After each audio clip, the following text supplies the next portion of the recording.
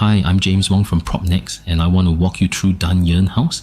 Dunearn House is the first private condominium to launch inside Bukit Timah's new Turf City precinct. It sits in District 11, a 4-minute walk from Sixth Avenue MRT, and is developed by Frasers Property, CSC Land and Sekisui House. Let me start with the one number that matters most, the land price.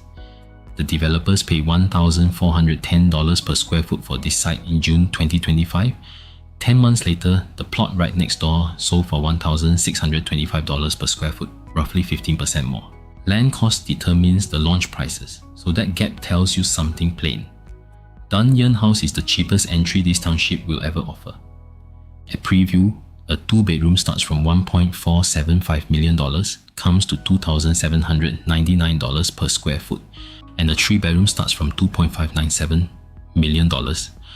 Over the next few minutes, I'll take you through the honest objections to buying here, the case for it, and where I land, so you can make the call yourself.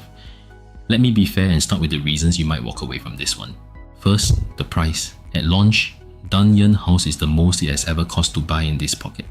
4th Avenue Residences, a leasehold condo beside the same MRT, has been selling at around $2,674 per square foot for 2-bedders and $2,841 per square foot for 3-bedders. So a buyer looking at those numbers asks a fair question: why pay new launch money when resale nearby looks cheaper? Second is leasehold in a freehold neighbourhood. Almost everything around the site is freehold or good class bungalow land. Some buyers worry that a fresh 99-year lease sitting in a freehold pocket will lag its freehold neighbours when it's time to sell. Third, the township is only just starting. Turf City will eventually hold 15,000 to 20,000 homes, and the plot right next door has already been sold and will add another 330 units. So you're buying early, which means living near construction for a few years and more supply coming behind you. And fourth, the MRT. The Turf City station on the Cross Island line isn't expected until the early to mid-2030s. For now, you're relying on 6th Avenue station, which sits on a single line. So the 2 MRT story is still mostly in the future. Those are real. Now let me tell you why, after all of them, I'd still buy it. Start with the land, because land cost determines the launch price. Dunearn House was built on land bought at $1,410 per square foot. The plot next door sold 10 months later at $1,625 per square foot, about 15% more. And here's the part that convinced me. The same 3 developers who built Dunearn House also bid on that second plot.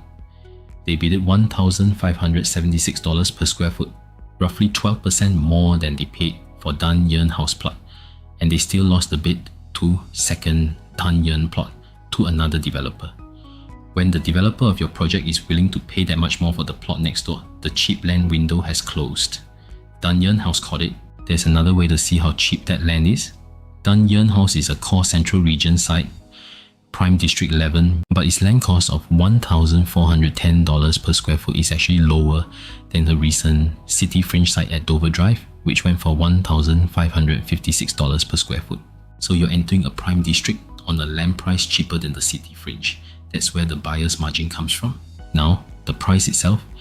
Before launch, analysts expected Dunearn House to open around $3,200 per square foot.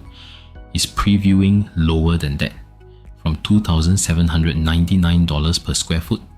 The developer chose to move volume rather than push the ceiling, and that leaves room for the buyer.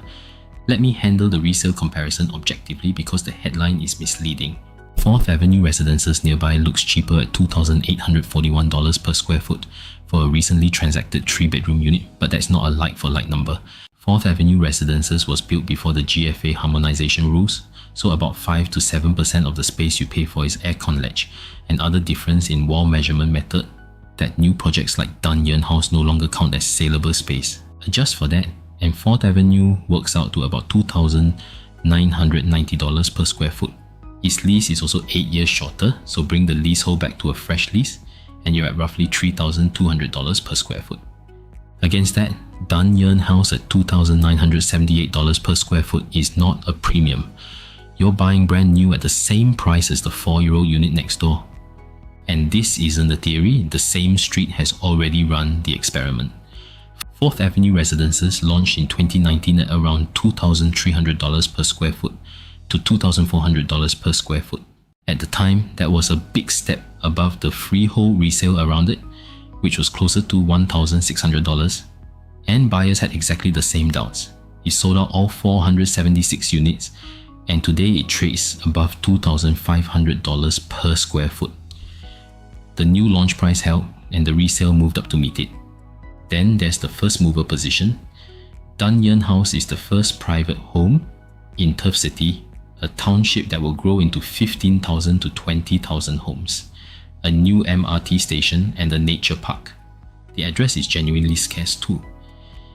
This is the first non-landed home launch in the District 11 Swiss Club area in 33 years. It sits above the surrounding bungalow enclaves, and the taller pinnacle blocks look out over the Bukit Timah plains with nothing in the way. And the demand is here today. In 2025, buyers took up 1,916 new private homes in the core central region, the most in 4 years.